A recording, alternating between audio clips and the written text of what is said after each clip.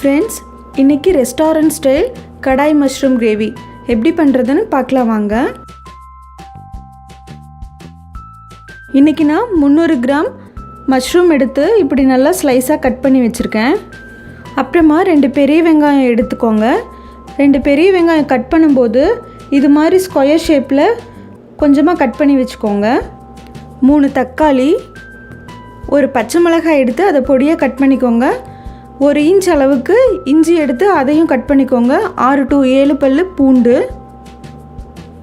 1 teaspoon கொத்தமல்லி, 1 teaspoon ஜீரகம், 1/2 teaspoon சோம்பு, அப்புறமா 8 to 10 மிளகு, 2 பட்டை, 2 கிராம்பு, 1 ஏலக்காய், 2 வரமிளகாய், 1 ஜாதிபத்திரி சின்னதாக எடுத்துக்கோங்க, 1 பிரிஞ்சி இலை, அப்புறமா 2 முந்திரி எடுத்துக்கோங்க.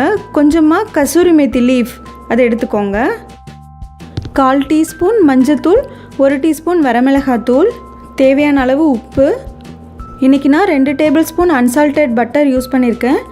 பட்டர் யூஸ் பண்ணாதவங்க 3 டேபிள் ஸ்பூன் ஆயில் யூஸ் பண்ணிக்கோங்க. பேன் ஹீட் ஆனதும் எடுத்து வச்சுருக்கிற ட்ரை இன்க்ரீடியன்ட்ஸில் கஸ்தூரி மேத்தி தவிர மித்தது எல்லாத்தையுமே பேனில் ஆட் பண்ணிடலாம். இப்போ இதை ட்ரை ரோஸ்ட் பண்ணிடுங்க. லைட்டாக வாசம் வர அளவுக்கு ட்ரை ரோஸ்ட் பண்ணிக்கலாம். கொத்தமல்லி ஜீரகத்தோட வாசம் நல்லா வர ஆரம்பிச்சிருக்கு. அவ்வளோதான். இப்போ இதை ஒரு பிளேட்டில் ட்ரான்ஸ்ஃபர் பண்ணிடலாம். பாருங்கள், இது மாதிரி ட்ரை ரோஸ்ட் பண்ணி எடுத்துக்கோங்க. அதே பேனில் 1 டேபிள் ஸ்பூன் அளவுக்கு பட்டர் ஆட் பண்ணிக்கலாம். பட்டர் நல்லா உருகுனதும் ஸ்கொயர் ஷேப்பில் கட் பண்ணி வச்சுருக்க ஆனியனை ஆட் பண்ணிக்கலாம். இப்போ இதை நல்லா வதக்கி விட்டுருங்க. ஆனியன் இது மாதிரி கோல்டன் ப்ரௌன் ஆனதும் அதை ரிமூவ் பண்ணிடலாம். ஆனியன் எடுத்ததுக்கப்புறமா எடுத்து வச்சுருக்க இஞ்சி, பூண்டு, பச்சை மிளகாய் 3ஐயும் ஒன்றா ஆட் பண்ணிக்கோங்க. இஞ்சி பூண்டு பாதி வதங்கினதும் எடுத்து வச்சுருக்க ஆனியனை ஆட் பண்ணிடலாம். வெங்காயம் சீக்கிரமாக குக்காக கொஞ்சமாக உப்பு ஆட் பண்ணுறேன். வெங்காயம் நல்லா வதங்கினதும் ஆல்ரெடி நம்ம ட்ரை ரோஸ்ட் பண்ணி வச்சுருக்கோம் இல்லையா, அந்த பொருளோட கசூரி மெத்தி இருக்கு இல்லையா, அதையும் சேர்த்து ஒன்றா ஆட் பண்ணிக்கோங்க.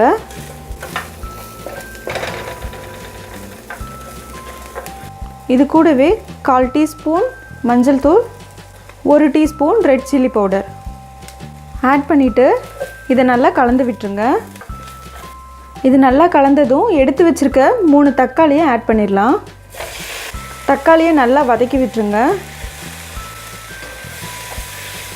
பாருங்கள், தக்காளி எல்லாமே நல்லா வதங்கிருச்சு. இப்போ இதை ஆற வச்சு மிக்ஸி ஜாரில் போட்டு நல்லா ஒரு பேஸ்ட் மாதிரி அரைச்சி எடுத்துடலாம். அப்புறமா அதே பேனில் மீதி இருக்க 1 டேபிள் ஸ்பூன் பட்டரை ஆட் பண்ணிடுங்க. பட்டர் நல்லா உருகுனதும் அரைச்ச விழுதை சேர்த்துடலாம். கொஞ்சமாக தண்ணி விட்டு மீதி இருக்கிறதையும் சேர்த்துருங்க.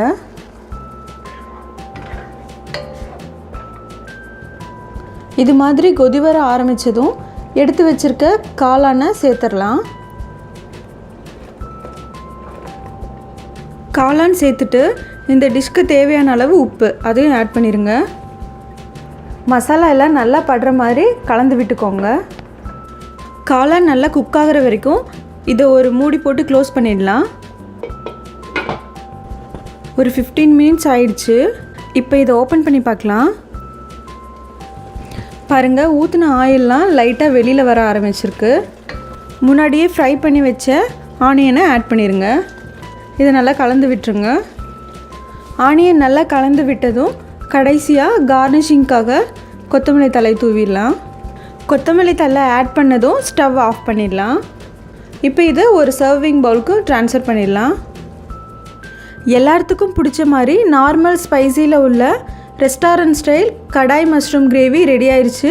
இந்த ரெசிபியை நீங்களும் உங்கள் வீட்டில் ட்ரை பண்ணி பார்த்துட்டு உங்கள் ஃபீட்பேக் அண்ட் கமெண்ட்ஸை என் கூட ஷேர் பண்ணிக்கோங்க. அடுத்த ஒரு இன்ட்ரெஸ்டிங் ரெசிபியோட உங்களை நான் மீட் பண்ணுறேன். தேங்க்யூ.